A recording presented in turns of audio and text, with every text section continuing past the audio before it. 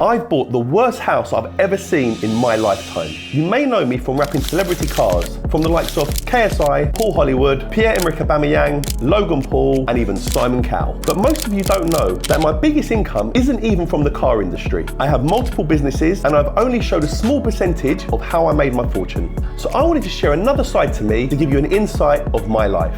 Now back to the house. You'd have seen from episode 1, I purchased the property from a good friend of mine, Arsenal superstar Bakary Sagna. He initially bought the house with my help, but years later decided to move out the country and sell up. He offered the house back to me and it was a no-brainer to buy it. But there were two massive problems. The house was in an absolute state and needed a refurb. And secondly, the tenants didn't want to leave. After an ongoing battle to get the tenants rehoused, 8 months later, I was finally able to start the refurb on the property. And the property is finally complete. We're gonna have a walk around, there's furniture in, and I've got H from Eurostar's Housing and Accommodation, and he's gonna show me what we've done just before we rent it. Let's go. Right, okay, let's go in.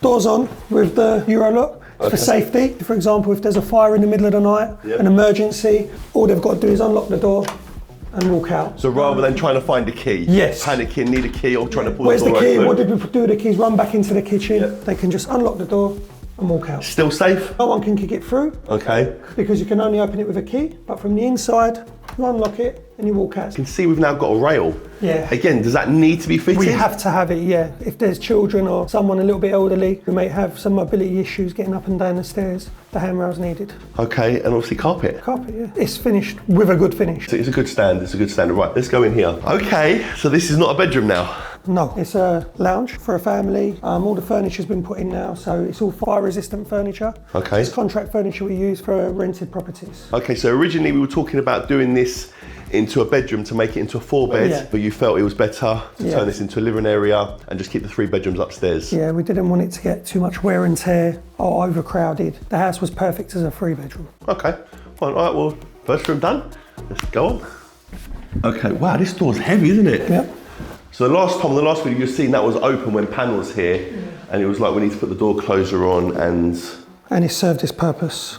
So, shuts by itself. Okay. So it's an overhead door closure. Yep. With the fire strips, as you can see. So that will give you like a 30-minute guide to get out the property before a fire could get through. If it was coming from this side, God forbid something happens, you've got enough time to get out the building, and we do recommend to tenants that it stays shut. Or rather than just putting something, rather than putting a wedge underneath, or trying to unscrew, that is there for a purpose. Okay, I understand. Right, so this is like the dining room area.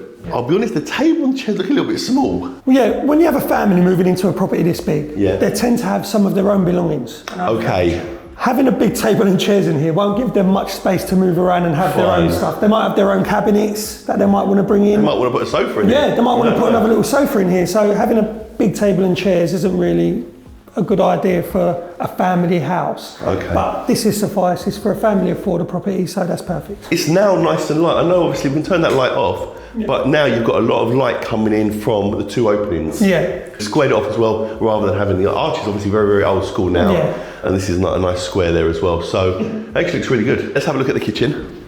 Before you go anywhere, guys, please subscribe to this channel, give it a like, and even drop us a comment. It helps keep me motivated when I see the views, and it's always nice that you lot enjoy the videos. Really nice and bright in here. Fire blanket? That's obviously not going to go there, is it? No, now we've taken the property from you. Yep. Our guys will come in, give the property a last final clean. We'll hang the fire blanket, and we have a carbon monoxide detector which will go into the boiler cupboard. Okay. That's already there, so they're the last little bits and pieces, but that's there for safety. If there's a fire in the kitchen, pull it, cover. Okay, we've got the gap there, which is obviously going to be the fridge. Yep, that will come when the tenants move in. And washing machine there? Washing machine there. So fridge and washing machine will come in. And the kitchen looks lovely. Yeah, it's a nice big space as well. I think it's a lovely spacious kitchen. Yeah, Fabio and his team have done a really good job. I'm really pleased with it. And the tenants that are going to move in, and it is day and night. From what it did look like to what it is now, someone moving in here going to feel like, wow, this is... Yeah, very lucky. This is baller. All right, should we go in the garden? Also, Jan, just to stop and show you the heat sensor, which is connected to the smoke alarms in the hallway and the landing. When you say a heat sensor, that's obviously a smoke alarm. No, it's a heat sensor. So we always have smoke in the kitchen. Yeah. It'll go off every minute. Right. Even if you put a bit of toast in, it'll go off. Heat sensor is when there's extreme heat of a fire. That will go off. Okay. Whereas the smoke alarms in the hallway and landing, they go off to smoke. Okay. But they're all interlinked, so if this went off, they would go off. So everything works together. So obviously if you're cooking here, it is what it is. But if it's extreme, as you said. If it's extreme fire, the heat of a fire will set that off. There you go. So I learned something new today. I didn't know about a heat detector. And as well as that, we have a carbon monoxide alarm to go. Where's that going to be fitted? It's on top of the boiler. It's going to be fitted against the wall inside the cupboard. So if there's any carbon monoxide release, which is a poisonous gas, yep, it keeps everyone safe. Oh. I was getting some stick with regards to the garden, saying, well, you've done that fence, you've done the back, just do the other side. Like, you've got plenty of money, Jan. It's not my responsibility to do it. I don't understand, like, why I should do it. You don't have to. It's someone else's responsibility. You shouldn't have to bear all the costs. You've made enough, big enough investment. Yeah, and I've done the back anyway, and the back wasn't mine. The back should have been half-half, so. But it's safe. Yeah, cut me some slack, guys. Cut me some slack. Even if I wanted to do that fence, I would still need to contact the landlord that owns that property, which we tried to contact anyway to say, listen, can we do the fence? Can you do the fence? So I can't just take the fence down and just put one up. I'm sure he'd be happy, but yeah, I'm not going to do that. And hopefully he'll come back to us and maybe he'll change it eventually. But for now, we look at the garden like this. Beautiful, like that. Just don't look at that fence, like that. And obviously all the wall and everything's been painted. We've got no damp on the back. All the gutters have been cleaned out. It's ready to go. No, it's really good. Right, let's go back in. Right, let's go straight into the bathroom. Bathroom's lovely and big, really bright.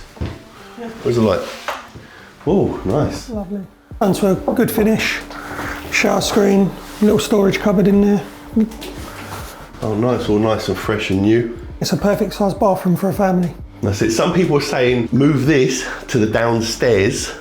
Yeah. So have a downstairs bath, shower, everything, whatever, and then obviously turn this into another bedroom. A lot of houses had bathrooms downstairs. Yeah, they did back in the day. And moved them upstairs. Yeah. So you'd essentially do the opposite. Yeah. So I always think a bathroom should be upstairs. I agree. So, but no, I'm really pleased you can hear the extractor going as well. Yeah. No, really good. Obviously the windows and stuff, so no, I'm pleased about this. It's got a privacy lock as well. Okay. So that lock there, obviously you get them in hotels, bathrooms, anywhere now. If a child went in and locked it, you can open it with a coin on the outside. So it's good for safety. Okay. Good to know. Anyone gets locked in. Right, let's do the bedrooms. There was a lot of talk about the bedrooms and sizes and saying, oh, how can you do that? It's out of order. We've now got furniture in. So literally we can walk in here. There was a lot of talk about this bedroom specifically because obviously they said it was really small. Oh, we want to sit with a bed in there. Well, the bed's here, got a little chest of drawers here, and there's still room. Granted, it's not a massive sized bedroom, but if you've got a child, doesn't even if you've got like a 14, 15-year-old. It's perfect size. It's perfect. You put a TV on the wall, you've got the bed, okay, you've got a chest of drawers. I'm not quite sure what more people are thinking. It's a good sleeping space for a young child. We've got the blinds and also the window restrictors on the windows so no one falls out of the window. Oh. So when you open the window, it will go 10 centimetres. Okay. And yeah, and the room's ready to go. As you can see, it fits perfectly well against the wall. The door shuts comfortably. There's ample space. To me, it was a good decision splitting it with the window as well. So right, let's have a look at the next bedroom. So obviously this bedroom, bigger, so we've got chest of drawers, we've got a wardrobe as well. And again, to me, it's a good sized bedroom. There's people watching this that live in big houses. Yeah. And there's people watching this that would be like, oh, I wish I had a bedroom this size. Yeah. So it is all relative, guys, to where you live yourself. It's easy to knock and say, oh, look at the state of the bedroom, look at the state of this. Guys, there's people that can't even afford to live in a house, let alone have somewhere like this, which is really, really nice. It's a good size. A lot of new builds, single bedrooms are smaller than this. Yeah. And I've lived in a new build property and my second bedroom was smaller than this. Yeah. For me, this is an ample sized bedroom for a teenager, a young adult, even an adult. Yeah.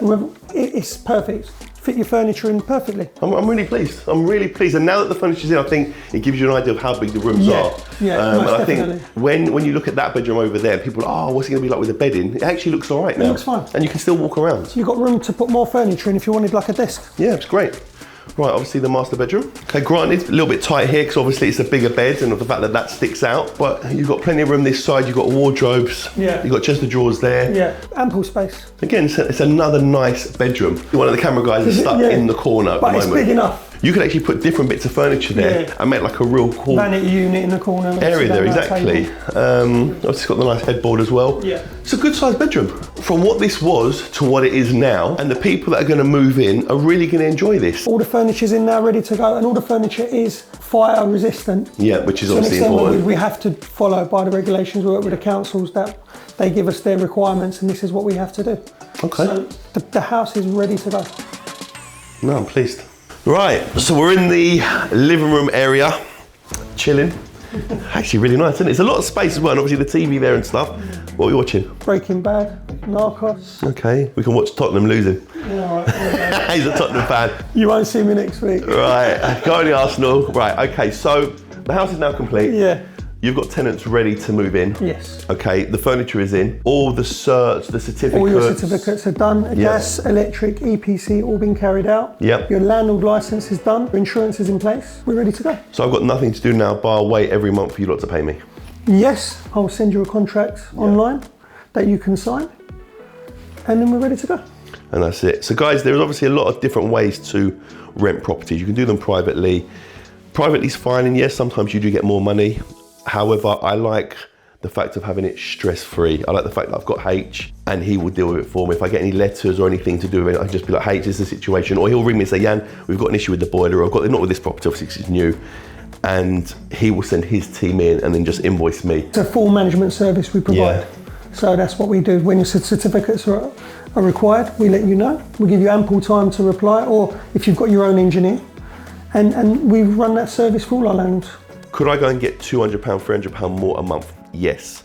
But the fact of the matter is, do I want the headache, the stress that comes with that? No. And do I want my property to be vacant for a month or 2 months? Because if it's vacant for a month or 2 months, that extra £200 I've made every month over the year, I've lost it anyway. If you've enjoyed this property content, we've done a full build process on my personal house, where it was very different to this. I'll give you one example. My kitchen, I bought my kitchen, I think it was from CKB, kitchens and bathrooms. You'll see them on the screen actually, because they're great guys. My kitchen costs more than doing up this whole house. So I reckon my kitchen was around £150,000, which now I look back and I'm thinking, are you mad? Like, why would you spend that much money? But then obviously, again, it's relative to the house, the value of the house and doing everything. Obviously my garage is still small, but we never built the garage. Revolto fits in there though. And spending that, I've still got my final bill on this house to come. He's had about 60 odd grand, but I need to know. While we're there, Fabio left me this for you. Okay, so there we go. So we've got the final bill now. Let's see what it was. So let's see what he wants.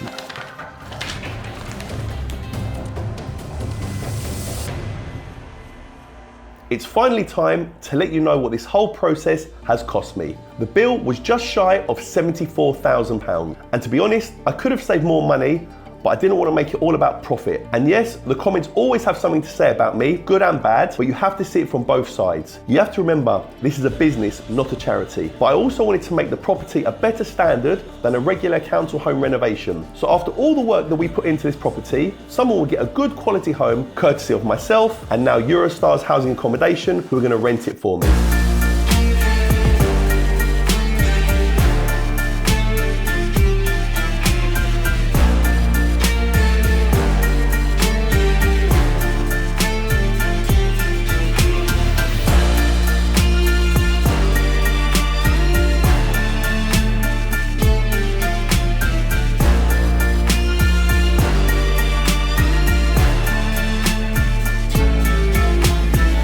Fabio did give me like a friends and family rate because the fact he works with Penny all the time. And like I said, I haven't worked with Fabio before, so I didn't know him. And I didn't use Daniel. The reason I didn't use Daniel, shout out Asheville, is because Daniel's busy working on a big project. Plus, this sort of build is a bit too small for him. When he done my house, that's the sort of size projects he does and the houses he works on. This is bread and butter for Daniel, and he wouldn't do stuff like this. He's too big time now. So that is the end of this video. Thank you to Penny, Neil Chambers, Fabio, and of course, H, my boy. I hope you enjoyed this content. There'll be more content coming soon. I might do another one of my properties. We're just deciding whether to do it up now or to see what we're going to do there. But yeah, I guess we'll see you on the next one. Do you enjoy it? Lovely. You enjoyed the filming? Yeah, enjoyed it. You hated the comments though, didn't you? Not that I hate the comment. Oh, this is all news to me. I'm not him and Pan are not used to this. We're not used to this. We're just in and out. That's it. If you want to see any more videos, obviously everything's in the screen or in the description below, guys. But thank you so much for watching. Take care and I'll see you soon. See you later.